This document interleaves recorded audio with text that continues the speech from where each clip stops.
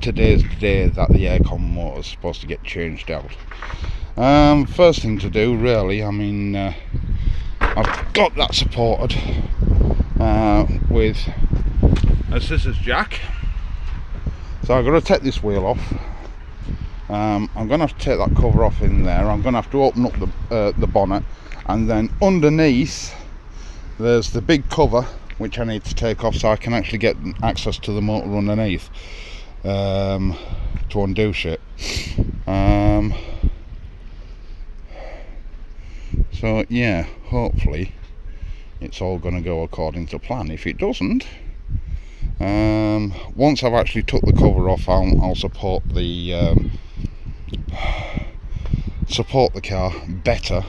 I'll jack it up a little bit more and support the car better with an axle stand under the subframe. It saved me getting squished. So yeah,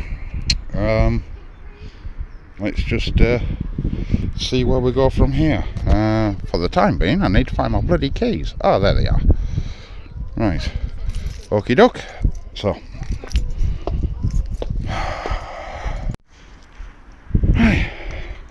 well, there's the locking tool in place, and as I hope you may be able to see, the belt is off.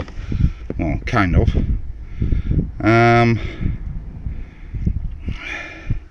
It just needs taking off a little bit more, but anyway, yeah, that's the belt off. And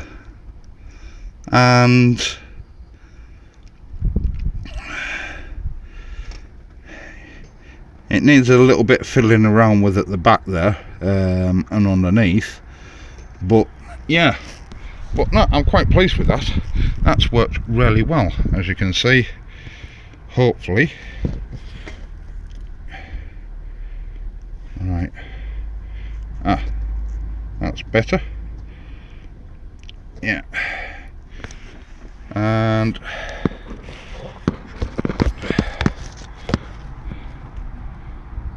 yeah, you can see the belt off there. Right, so I've got to undo the underneath now. I've got to take the bottom cover off, which isn't too big of a job, really. And then take it from there.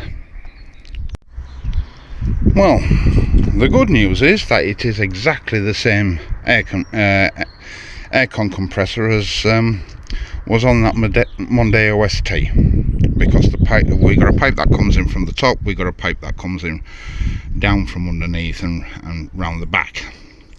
The bad news is that I have exactly the same sort of manipulation issues as I had before with the ST. Now, I can't get the car high enough to get a jack underneath it. Well, to get it up on axle stands. I mean, this is why I go up to my fucking workshop, really, and so I might put it on the 2-post lift, because then with it being up in the air, it's absolutely fine. There's no issues whatsoever. The problem with this is moving. Right, so what I have done is that I have put an axle stand,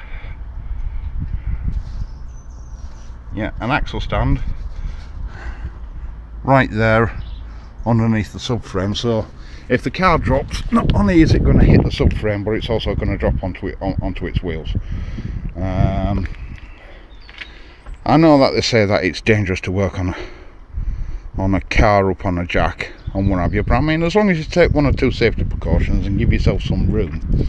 I mean, there's a big difference between getting a bit squished and maybe being pinned and being crushed.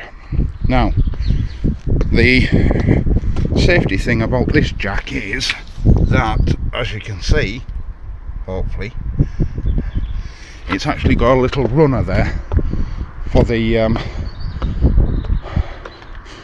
sill that it slots into. As long as I'm not too rough with this thing, so like, it'll be absolutely fine. but as with all things, you just don't want to take the chance, which is why I've put the axle stand underneath, because it will give me enough room to crawl out from under the car. Plus I have got my phone on me, so if needs be I can call the Weeble and say come and rescue me. But yeah, still quite pleased with this. Hang on. Yeah, still quite pleased with that, and how well it works. And here comes the Weeble with tea. Well, I think the EGR valve needs cleaning out somehow, because that is just nasty. Mind you, all that carbon build up is probably from when it was leaking. But anyway, I've had to take the EGR valve off to try and give me better access to this, which is being a right pain in the arse. I just can't see how you're supposed to get it past this pipe.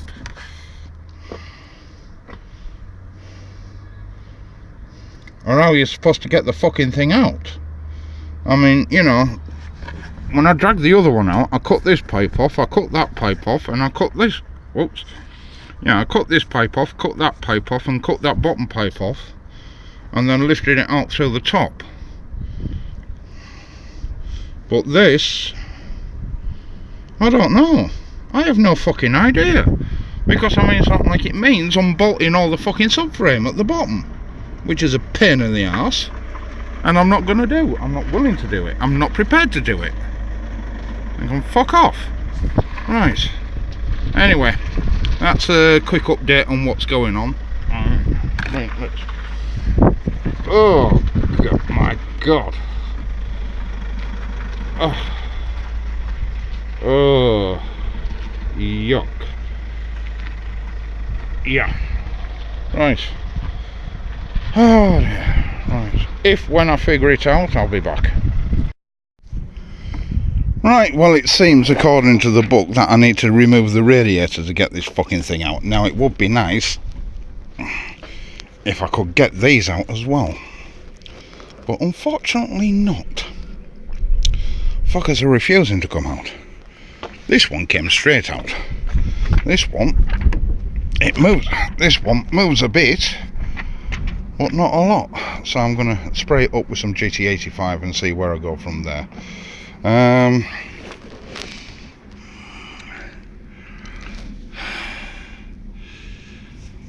It also reckons that I need to remove the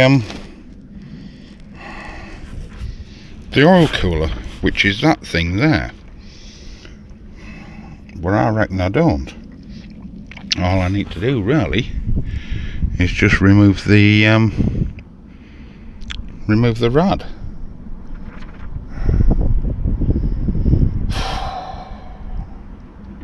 Which is a pain in the arse. But now the issue as well is that I can't get the aircon motor back in.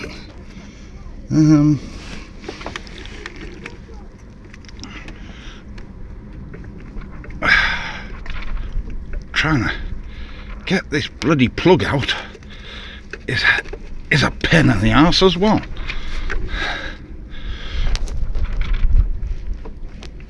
It just don't want to come out.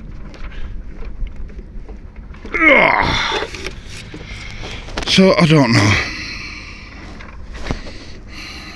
This has just been an absolute ball ache.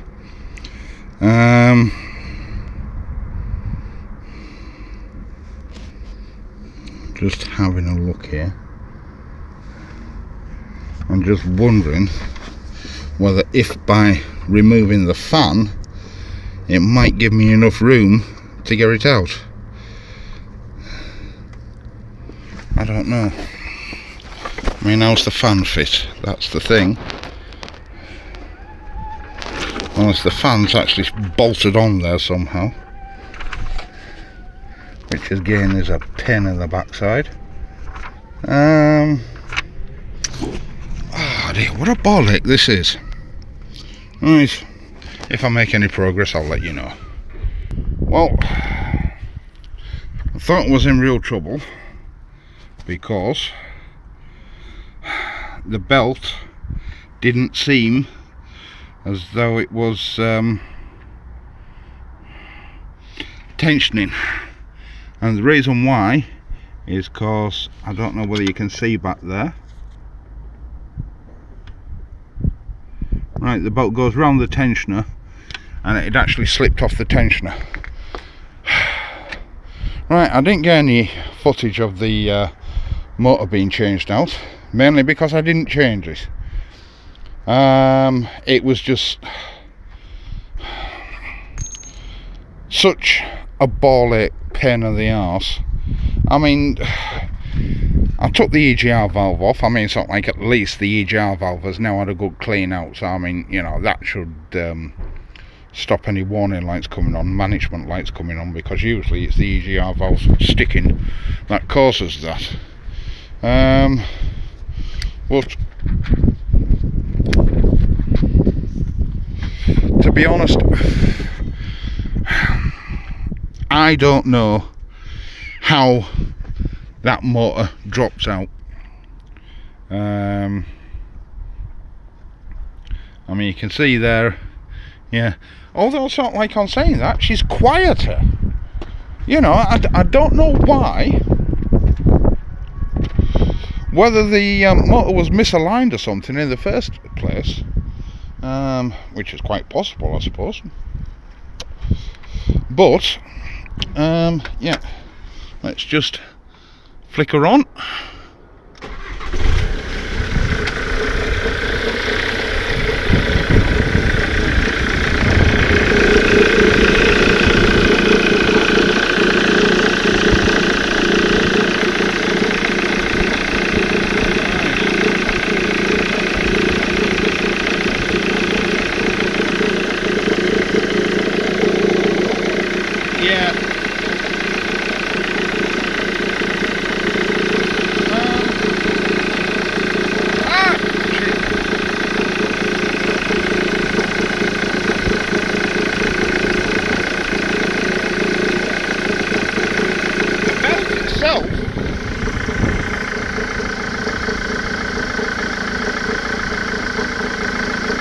Yeah.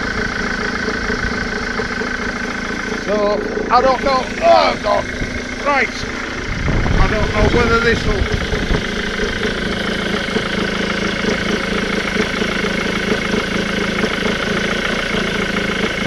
Don't want to get too close to the camera.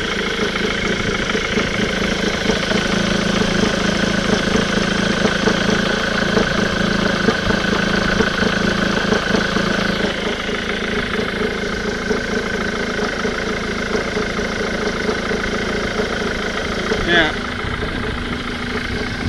Oh God. Aha. Shit. Oh God. That's the difficult part. But anyway, I'm figuring that since I've got daylight left, I'm going to have a look at the brake pipes, because I've got new pipes to go on the front and the back. I'm not going to do the front ones. Oh my God. So we've got two pipes that come out the master cylinder, and we've got a servo pipe.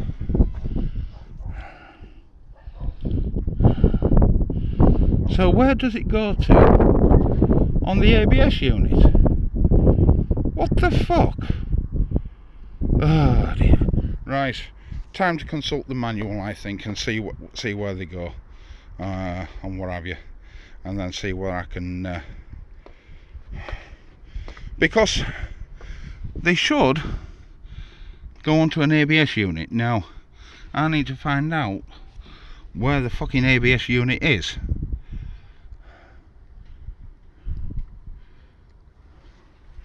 So time to consult the book. Well, I give up.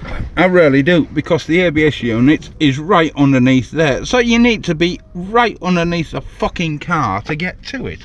And then it's all foam pipes and stuff that run along the back there. I mean,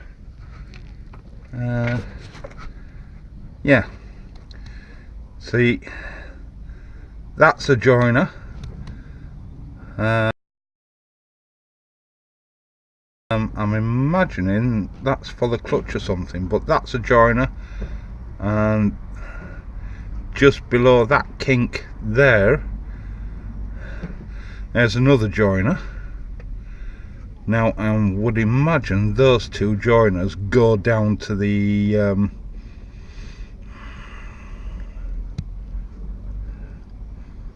I don't know what that is.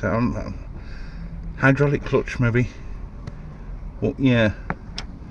So yeah, that's your ABS unit there. All inside of a bloody cover and everything. There's your pipes on top of your ABS unit. So yeah, you need to be right underneath the fucking car to do anything with this and get anywhere with it. So I can't even do bloody brake pipes, because there's no point in putting the new things on, because with the old pipes being steel,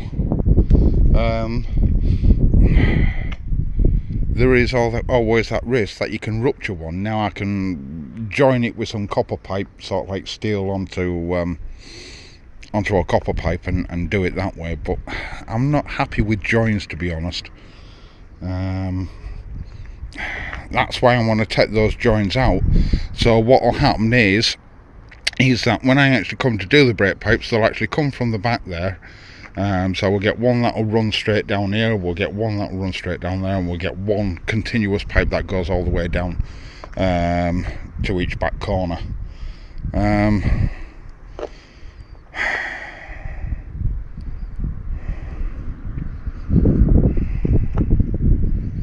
But yeah, at the moment things are just a no-go. I need the 2-post lift. I know that a lot of people are saying, yeah, well, you know, you're not a very good home mechanic. Well, actually, I'm not really a home mechanic. You know, that's why the majority of my videos have this car in the air. Right. I need 2 hands to do this, because I need to refit the air filter.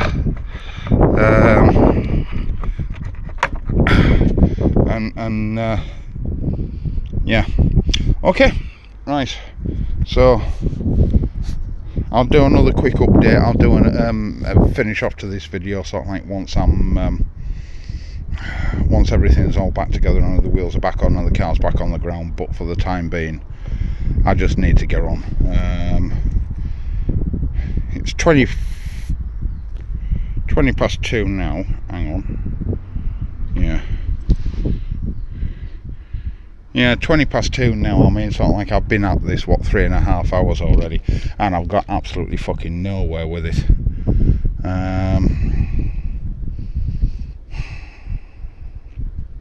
My advice is that if you have one of these cars, yeah, you can do a lot of work, probably sort of like on stands and what have you, but with regards to sort of like renewing brake pipes, especially when it's going back to the ABS system, you've got to have a 2-post lift, so you can work on it and jack it up and down and what have you. So, right, okay.